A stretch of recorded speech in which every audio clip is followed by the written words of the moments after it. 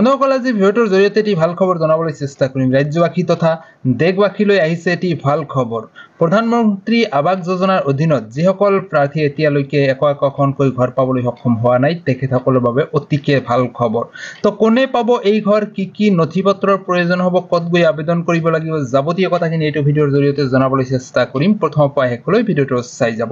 চেনেলটোত নতুনকৈ আহিলে নিশ্চয় ছাবস্ক্ৰাইব কৰি ৰাখিব, কাৰণ এনেকুৱা ধৰণৰ বিভিন্ন আপডেটবিলাক এইটো চেনেলৰ জৰিয়তে আপোনালোকৰ মাজলৈ প্ৰভাইড কৰা হয়। তো আহক আজিৰ মূল বিষয়টোলৈ। বন্ধুসকল, ইতিমধ্যে যিসকল প্ৰাৰ্থীয়ে প্ৰধানমন্ত্ৰী আৱাস যোজনাৰ অধীনত একোটাকৈ ঘৰ পাবলৈ সক্ষম হোৱা নাই, তেখেতসকলৰ বাবে আহিছে এটি বহুত ভাল খবৰ। 2025 বৰ্ষত দেশৰ চৰকাৰে এটি সিদ্ধান্ত লৈছে যে নতুনকৈ 3 কোটি প্ৰধানমন্ত্ৰী আৱাস যোজনাৰ অধীনত ঘৰ প্ৰদান কৰা হ'ব। নতুনকৈ 3 কোটি হিতাধিকাৰীয়ে পাবলৈ সক্ষম হ'ব একোখনকৈ প্ৰধানমন্ত্ৰী আৱাস যোজনাৰ অধীনৰ ঘৰ। তো বন্ধুসকল, যিসকল প্ৰাৰ্থী এতিয়ালৈকে এই ঘৰৰ সুবিধা পাবলৈ সক্ষম হোৱা নাই, তেখেতসকলৰ বাবে এইটো এটা সোণালী সুযোগ। তো আপোনালোকৰ যদি একোখনকৈ ৰেচন কাৰ্ড আৰু এটা আধাৰ কাৰ্ড আৰু পান কাৰ্ড থাকে, তেনেহ'লে আপুনি এইটো সুবিধা ল'ব পাৰিব।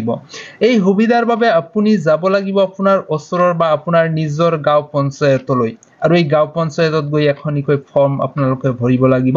যি ফৰ্মখন ফিল আপ কৰি দিয়াৰ পিছত আপুনি এই সুযোগটো পোৱাৰ এটা সুবিধা পাব।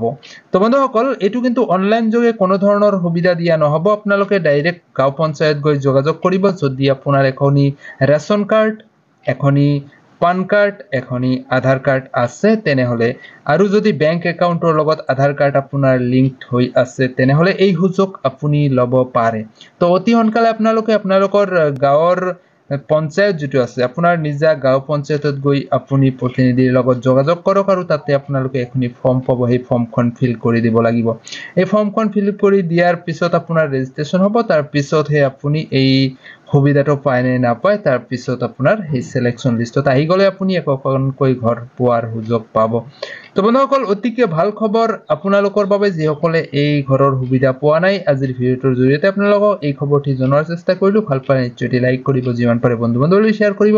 আপোনাৰ মতামতটো কমেণ্ট ছেকশ্যনত কমেণ্ট কৰি জনাবলৈ নাপাহৰিব।